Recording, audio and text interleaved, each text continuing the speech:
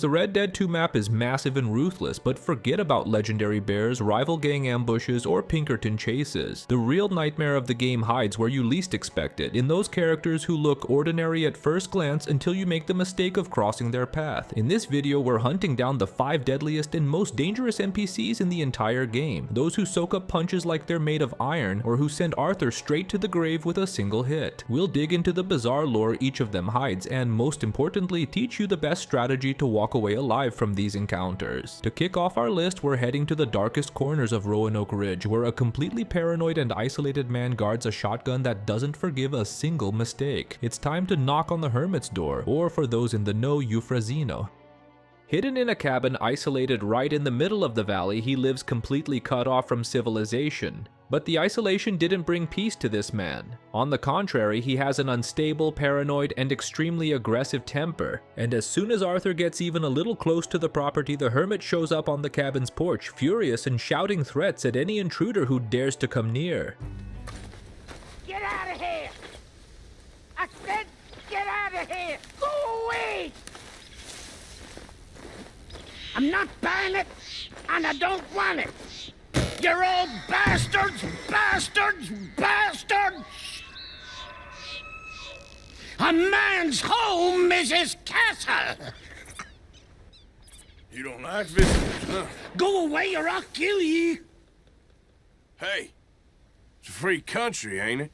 You're dead! If Arthur is brave or reckless enough to stick around, he's about to face one of the most dangerous shootouts in the entire game. That's because, unlike many NPCs, the Hermit isn't dangerous due to a large health pool. The real problem is the weapon he carries. The old man is packing a rare and exclusive shotgun, and in his hands, this weapon becomes devastating. The damage is so high that he can kill Arthur with a single shot, no matter how much health you have when the fight starts. In other words, it doesn't matter if Arthur's Deadeye is full, if his tonics are active, or if his health bar is at max. If that shot lands up close, it's game over. And that's exactly why facing the Hermit demands extreme caution. The safest way to take him down is by using Deadeye to react before he fires, or just going for less graceful methods like tossing a stick of dynamite or a Molotov cocktail toward the porch. Because every second you stay in this guy's sights is dangerous, and one single mistake can mean Arthur's instant death.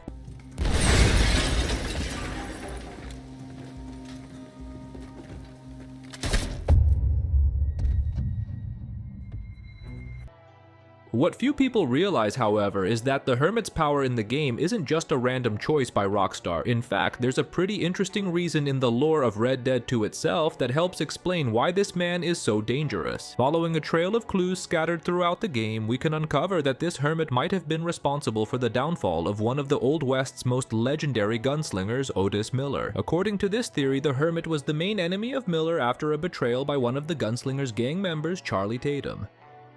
Leaving Roanoke Ridge and heading to St. Denis, we arrive at the city that's home to one of the most violent and dangerous figures in all of Lemoyne. And no, I'm not talking about Angelo Bronte, I'm talking about the mysterious vampire of St. Denis. You've probably heard of him, but maybe you've never been lucky enough to actually find him in the game, and that's exactly where the trick lies, because finding the vampire isn't about luck, it's about method. To reveal his location, you need to inspect 5 structures scattered along the city walls, and after checking them all, Arthur finally figures out where the creature usually shows up. The vampire appears behind St. Denis's church between midnight and 1 AM, and when you get to the spot, you witness one of the weirdest scenes in the entire game. The vampire is there in the middle of the darkness, sucking the blood of his 6th victim. So, you found me.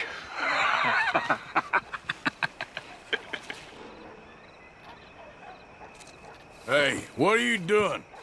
Stay back for your own sake. I walk with the undead. What, you're a vampire? I have been called many names over the centuries. Now go, or I'll feed on you too. You're a goddamn idiot. I'll suck you dry. And as you could see, the creature claims to have been called many things throughout the centuries, and among those names is exactly vampire. I'm not going to get into whether it's really a vampire or not, but what matters here is just one thing. It's lethality. Even though it's completely vulnerable to bullets and knives, the vampire stands out as one of the most dangerous NPCs in the entire game for a very specific reason. It can kill Arthur with a single strike. The dagger it uses deals insane damage. If the hit connects up close, Arthur just drops dead. And that dagger, by the way, is a unique and missable item in the game, so if you decide to take it on, don't forget to grab the weapon after the fight. Speaking of facing him, the simplest and most effective strategy here is pretty straightforward. Draw your revolver and finish him off. And no, the bullet doesn't need to be silver. Good old gunpowder gets the job done. After all, like the saying goes, after the gunpowder, the capoeira turned into a dance. And I think that saying fits knives and daggers just as well. By the way, there's a pretty interesting fact about this character that few people know. The vampire from Sendenis is actually Argentine. That's right, believe it or not. But back to our list, kicking off the top 3, we have one of the strongest and most memorable characters in the entire Redemption franchise, Tommy, the tough guy from the Valentine Saloon. Even though he's not a character you can freely find roaming the map after the mission, I decided to include Tommy on this list anyway. And the reason is simple. Within the town of Valentine itself, he practically has a legendary aura. Everyone there knows who he is. This becomes clear from the moment he shows up on the saloon stairs with a bartender already yelling at Tommy not to get involved in the mess. But as expected, he gets involved, and just seconds later, one of the most iconic scenes in the entire game goes down. Come on, pretty boy. Tommy just grabs Arthur and throws him out the window like it's nothing, like he's tossing a paperweight. After that, one of the craziest fights in the whole game kicks off. The amount of damage Tommy can take is insane. Arthur lands literally dozens of hits and the guy barely feels a thing. It's punch after punch and the brute keeps standing. The fight only starts to turn when Arthur finally lands that famous kick to the nuts. That's when the giant loses his balance and ends up finished on the ground. But what few people know is that this fight ended up costing Tommy everything. After this mission, if you explore Valentine slowly, some NPCs might approach Arthur and talk about what happened to him after that brawl. Hey, you're the fella that fought Tommy, ain't you? Oh, man, that was some fight. You boys slugged it out fair and square. Except maybe him throwing you through the window like he did. I don't know if you've seen him since, but he ain't all there. Like the lamp's lit, but there's no one home.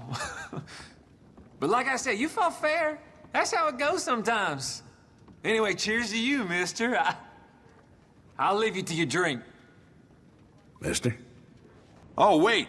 You're that fellow who had to fight with Tommy outside of Smithfield's? Yep. People are still talking about that fight. I ain't. Fair enough. Neither's Tommy. Anyway, how can I help you today? I just have to say, that fight you had with Tommy in the street, that was something else. I've never seen him lose to nobody. I thought I heard you cheering him on.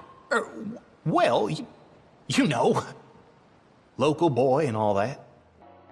And a few missions later, we get to see this with our own eyes. More specifically, during the mission, A Quiet Time. There, Arthur finds Tommy sitting at the bar, apparently trying to move on with his life. But when we try to interact with him, we realize the rumors were true. Hey, buddy. Hey,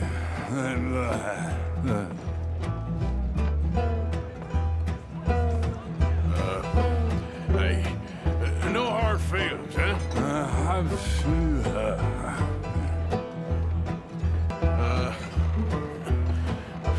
You ever wonder if life is a brutal waste of time?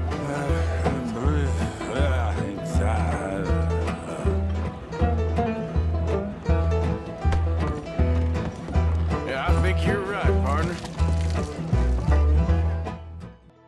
Well, as you could see, Tommy ended up with severe head injuries after that beating. It's sad, but at the same time, it clearly shows one thing: Arthur Morgan's insane strength, because taking down a brute that big is no small feat. Tommy is huge. He probably weighs almost twice as much as Arthur, and yet he got defeated. Speaking of feared brutes, this is a good place for an honorable mention to another giant in the game, Bertram. Just like Tommy, he's massive, and he's not exactly known for his brains. Arthur faces Bertram in the first part of a mission, and the result is another completely chaotic fight. Along with Tommy, he's definitely one of the strongest NPCs in the entire franchise. But even these giants don't come close to the character who holds the very top spot on our list, and that's who we're going to talk about now. But first, we need to go through the second strongest NPC in the whole game. the grand, memorable, and feared Sam Freeman, the sheriff of the town of Tumbleweed. This man is responsible for keeping the small town relatively safe amid the chaos of the New Austin region, constantly threatened by the Del Lobo gang criminals who terrorize that entire area of the map. And if there's one thing that's crystal clear when you visit Tumbleweed in Red Dead 2, it's that nobody there wants to test the sheriff's patience. Sam Freeman is part of a very select group of NPCs in the game that have an off-the-charts damage level. He can kill John with a single shot. The good news is that only happens if the player gives him a reason. As long as you're behaving like a model citizen, the sheriff will just watch everything with a calm but extremely intimidating posture. Now, if you decide to cause trouble in town, the story changes completely, and that's when you'll feel the true power of the man firsthand. This ain't this. I give up. All right,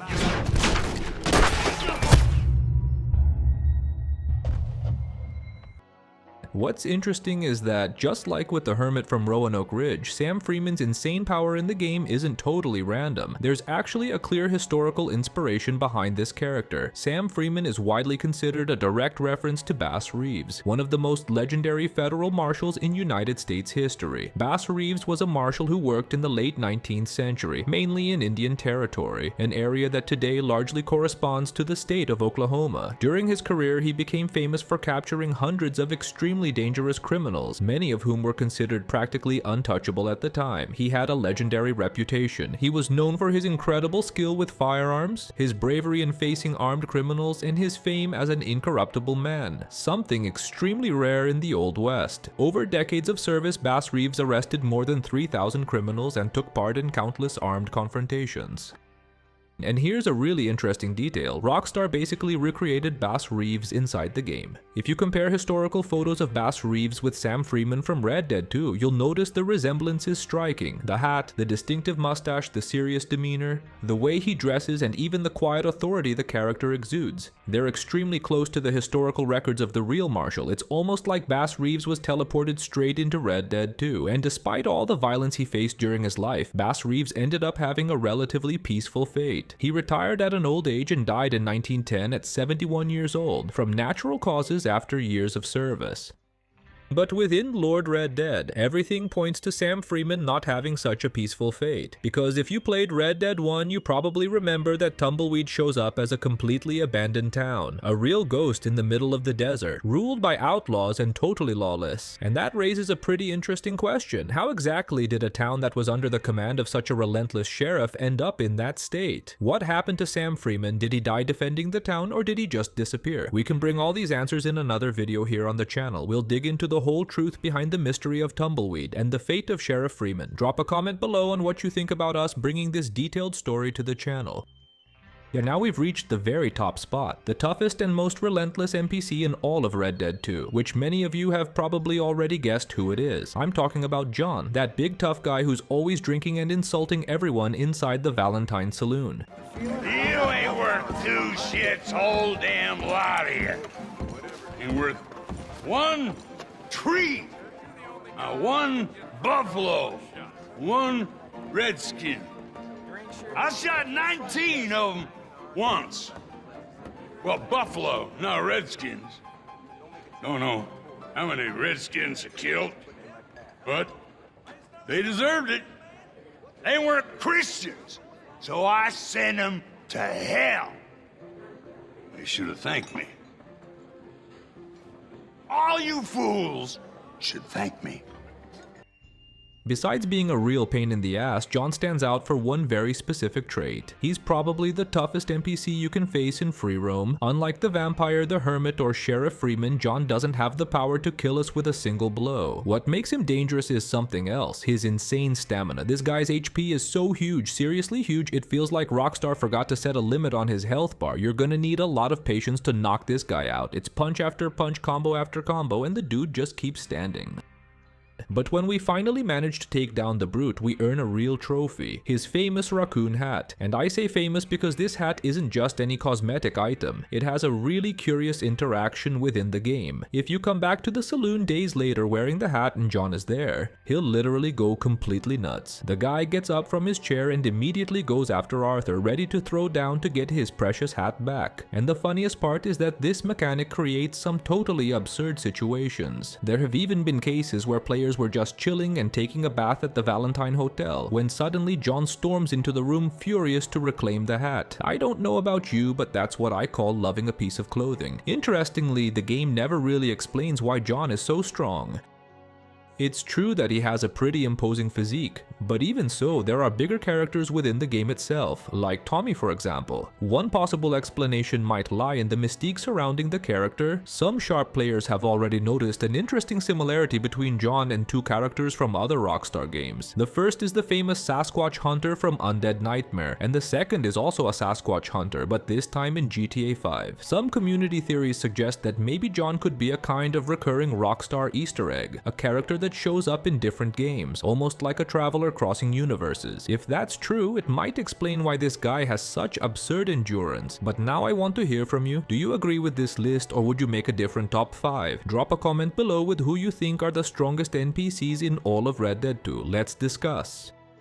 And did you know there's another character in Red Dead 2 who, even though he's not as strong or powerful as the names on this list, might be the one who humiliated Arthur the most throughout his journey? I'm talking about the swamp abuser from Lagras, Sonny. Despite his scrawny and seemingly harmless appearance, this guy is easily one of the most disturbing characters in the entire game. Because unlike a regular outlaw, Sonny doesn't want money, he doesn't want a duel or a fight. What he wants is something way darker. He lives alone in a cabin deep in the swamp, luring travelers inside with promises of food and hospitality. But once Arthur agrees to come in, the whole situation changes completely. In just seconds, the cowboy takes a hit to the head and ends up thrown into the middle of the swamp, totally disoriented. And if you pay close attention to the dialogue and the cabin's details, it's clear that Arthur was the victim of one of the most heinous crimes possible.